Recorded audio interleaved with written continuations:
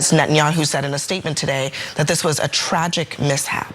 Yeah, I think they said also 6 terrorists were killed in the attack. We've heard. How do you know? I know it's BS because of the IDF's internal documents, which indicate that 83% of people killed there. You know for a fact that there weren't any terrorists. I'm not going to sit here and regurgitate the lies from the Israeli government as they're conducting a genocide. Right from the start, this debate sets the stage for a heated confrontation. Ana Kasparian isn't holding back. She's ready to dismantle Scott Jennings' talking points in real time. What makes this interesting is that she's not just debating opinions. I kind of got into it with Scott Jennings on Abby Phillips's CNN show last night, and I kind of wanted to revisit some of these moments, some of the highlights. Before we get to the first clip, Waz, any thoughts on that fiery moment? Just the guy's smugness of how do you know?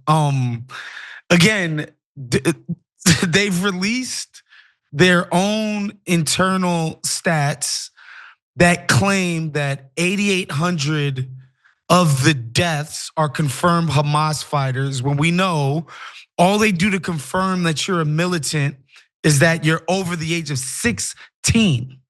Okay? And you're a male, yeah. So we know that it's probably much lower. They've been just killing people indiscriminately. Like, let's be generous and say it's like a third lower. I'm willing to say that it's probably 2/3 if we're being honest, but let's just say it's a third lower than that. That means the civilian casualty rate is higher than 83%, Anna. That means it's like 88%, 89%, 90%. Like, that's so when we know that's already their civilian casualty rate, and you come here and tell me that they done tripled it on this kill, like that they've tripled their accuracy rate for killing Hamas that they've done the whole war, nonsense. Yeah, not only that, here's the thing. When it comes to something as significant as taking people's lives, killing them, I'm gonna need a little more than a notoriously deceptive military telling me, oh, they were militants.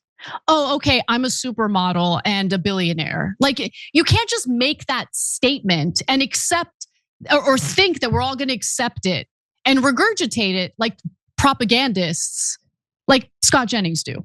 Okay, like I need to see some evidence, and to the credit of the Associated Press, in a story that I covered earlier, they report, yeah, Israel's saying this, but they haven't provided a shred of evidence at all. And in fact, of the people who were killed in that double tap strike, here are the names. Here's what they did: like a hospital worker, medical driver, like just 5 journalists.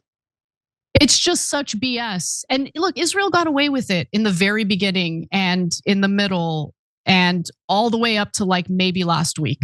In this part, Jennings tries to frame the Gaza hospital strike as a justified operation by claiming terrorists were the targets. But Anna immediately pushes back, demanding evidence instead of recycled talking points. Notice how she flips the narrative by pointing out that the casualties included medical staff and journalists, not just so-called terrorists. This is where the tone shifts from a debate to Anna forcing accountability. But not anymore. I mean, we never bought it, but the whole of the US media just kind of went along with the lies. So with that in mind, let's go to our first lengthy video, I guess. This is where I just kind of lay out everything that needs to be laid out in regard to what Israel's real intentions are. I don't believe for a second that those journalists were not targeted. I think journalists are being targeted in Gaza. They're not allowing international journalists to report on the ground to enter the Gaza Strip, unless, of course, they're being accompanied by IDF soldiers. And hundreds of journalists have been slaughtered in Gaza. Every single time it happens, Netanyahu comes out and says, oh, it was a mishap. And the United States just forgets about it and moves on, continues providing more bombs. I do consider it a genocide when you have humanitarian aid workers being slaughtered, when you have every single hospital bombed, when you have the entire Gaza Strip leveled. That's not a war. A war, if you do targeted strikes and you go after the combatants.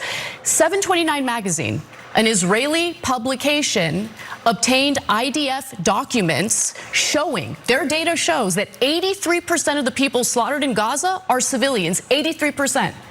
Let me say it again, 83%. How are you going to call that a war against Hamas? Let's just note for the record that as I was making my point about how Israel should be doing targeted strikes instead of leveling the entirety of the Gaza Strip, this is what Scott Jennings. Here, Ana sharpens her attack by bringing in statistics. 83% of the casualties in Gaza are civilians. Jennings tries to minimize this, but Ana uses those hard numbers to expose the human cost of war. This is powerful, because she's grounding her argument in facts, not emotion. And Jennings doesn't really have a counter. I mean, look, when I'm on these types of panels, even when I do Piers Morgan's show, I try really hard to not do this annoying thing that other panelists do. We're like I can't stand it. If I really want to make my feelings known, I just interrupt them and then I talk over them. Okay? It's the more honorable way of doing it. But everything I said is verifiable. Everything. There were a bunch of foreign doctors at that hospital who were told that they had a mandatory training and had to leave the hospital and were told they couldn't go back that day.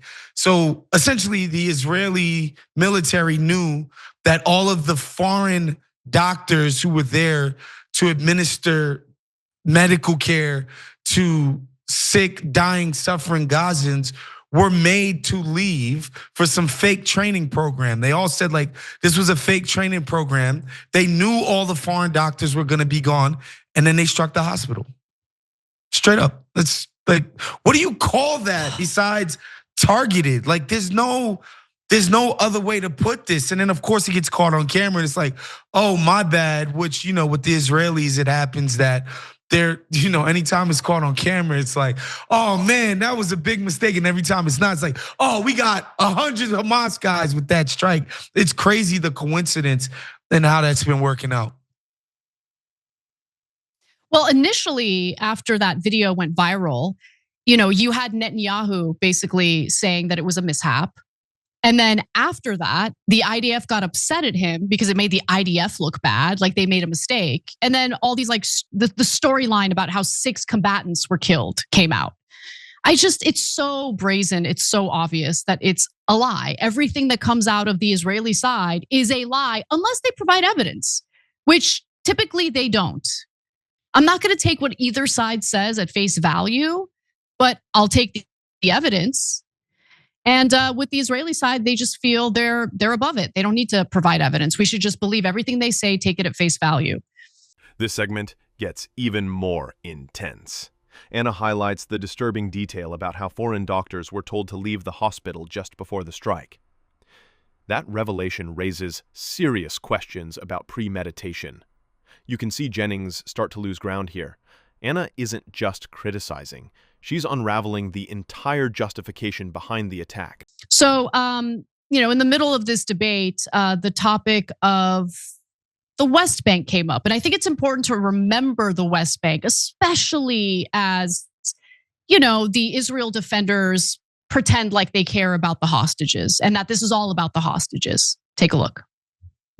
Why is Israel annexing the West Bank, which of course is not governed by Hamas at all? Why are Israeli settlers allowed to just run Palestinians out of their legal homes, build thousands of illegal settlements? West Bank has nothing to do with Hamas. Why is Israel annexing it? Why did Netanyahu say that his stated goal in an interview with I-24 News, an Israeli publication, say that he has a religious need to pursue the greater Israel I'm gonna project? let Scott answer quickly and then we've got to go. Go ahead. Go ahead, Scott. My view is this. The hostages have been there for almost 700 days. There's a reason that Hamas has not released them. Are you going to answer her question, though? I don't know. Not. I don't He's work not for the gonna answer Israeli that. government. It certainly sounds like you work for the Israeli government. Okay, there are no hostages in the West Bank, and he knows that. He knows that, Waz. Again, they can't really defend anything that they're doing. I was talking to producer Taylor before I came on, and I was like, like Zelensky can come up here and he can sell a narrative, right? Like he could be like, look, these guys invaded us. We need these weapons to defend ourselves. Like the Russian army was over there. Now they're over here. They're encroaching on our territory day by day, blah, blah. Like. So by this point, Ana has completely flipped the conversation, exposing holes in Jennings' argument and raising the uncomfortable possibility that these strikes weren't accidents at all. And the debate? It's only heating up from here. In the next part, Ana goes even deeper, from accusations of annexation to exposing the humanitarian crisis, and even hitting Jennings with one of the sharpest rebuttals of the night. I'll see you in the next part.